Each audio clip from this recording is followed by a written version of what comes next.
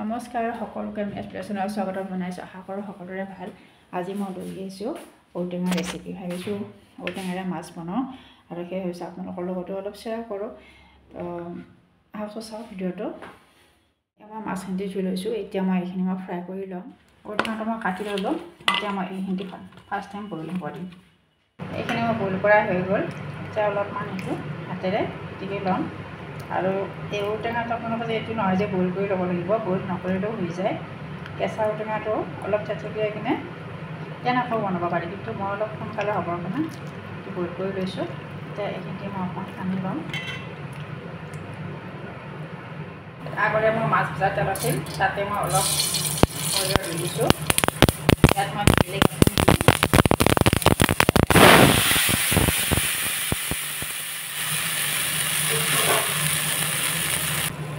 এতিয়া ইয়াত আৰু অলপমান পানী দি দিম। দি অলপমান সময় উতলিবৰ কাৰণে ৰাখি দিম। উতলিব ধৰিছে। ইয়াতে মই অলপ বেচন গুলি ইয়াতে মই দি দিম। আপোনালোকে চাউলৰ গুৰি থাকিলে দিব পাৰে, নতুবা বহুতে আলু দি দিয়ে, কিন্তু মই আলু দিয়া নাই। তেতিয়া আঞ্জাখন অলপমান গোটা হ'ব। ইয়াতে মই অলপ বেচন গুলি অলপ ইয়াতে দি দিছোঁ। আৰু লগতে এতিয়া ইয়াতে দি দিম মই মাছ।